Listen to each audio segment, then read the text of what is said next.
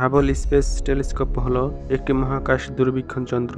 এটি 1990 সালের 24শে এপ্রিল বাংলাদেশ সময়ে রাত 8:33:51 স্পেস শাটল ডিসকভারি মহাকাশযান দ্বারা কেনেডি স্পেস সেন্টার, ফ্লোরিডা, মার্কিন যুক্তরাষ্ট্র থেকে পৃথিবীর কক্ষপথে উৎক্ষেপণ করা হয়। এটি নাসা এবং ইউরোপীয় স্পেস এজেন্সির যৌথ উদ্যোগে পাঠানো হয়। এখন পর্যন্ত এটি কর্মক্ষম আছে। এই টেলিস্কোপটির নামকরণ করা হয়েছে বিখ্যাত আমেরিকান জ্যোতির্বিদ এডউইন হাবলের নামে। এডউইন হাবল মহাবিশ্বের প্রসারণের ধারণা দিয়েছিলেন, যা বিগ ব্যাং তত্ত্বের একটি গুরুত্বপূর্ণ ভিত্তি।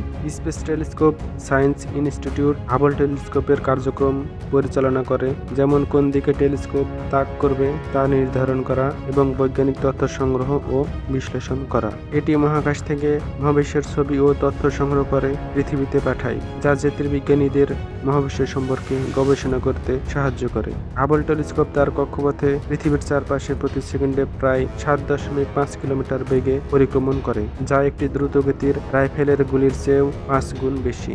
এটি প্রতি 96 থেকে 97 মিনিটে একবার পৃথিবীকে প্রদক্ষিণ করে। এর মানে হলো হাবল টেলিস্কোপ প্রতিদিন প্রায় 15 বার পৃথিবীকে প্রদক্ষিণ করে। হাবল স্পেস টেলিস্কোপ পৃথিবীর বায়ুমণ্ডলের খুব উপরের স্তরে অবস্থান করছে। এটি পৃথিবী থেকে প্রায় 540 কিলোমিটার উপরে অবস্থিত। এটি পৃথিবীর বায়ুমণ্ডল থার্মোস্ফিয়ারে অবস্থান করছে। এখন প্রশ্ন হলো, হাবল টেলিস্কোপ এই স্তরে পৃথিবীকে প্রদক্ষিণ করছে, তাহলে তো বায়ুর সাথে হাবল টেলিস্কোপের সংঘর্ষ হওয়ার কথা।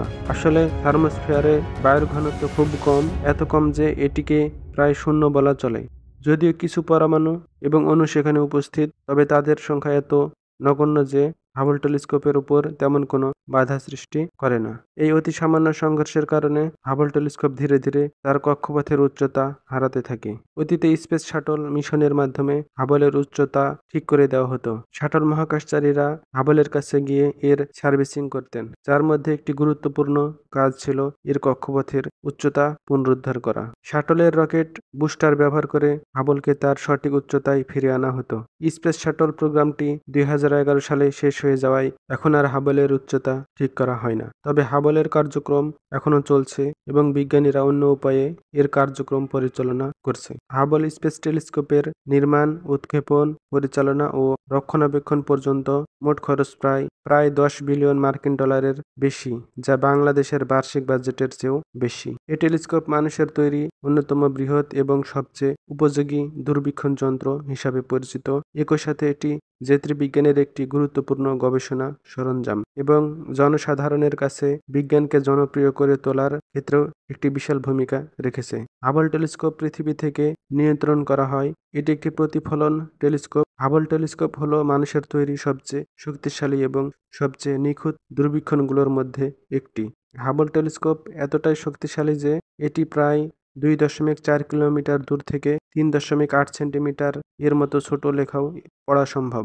এত দূর থেকে সাধারণ টেলিস্কোপ দিয়ে এত ছোট লেখা পড়া সম্ভব নয়।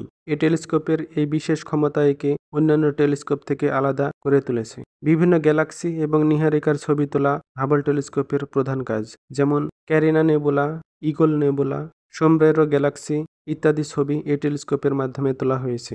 হাবল টেলিস্কোপ এই সকল ছবি বিশ্লেষণ করে মহাবিশ্বের অনেক অজানা রহস্য উন্মোচন করেছে, যেমন মহাবিশ্বের বয়স নির্ধারণ, অন্যান্য নক্ষত্রের চারপাশে গ্রহের বায়ুমণ্ডল, ডার্ক এনার্জির আবিষ্কার হলো টেলিস্কোপের অবদান।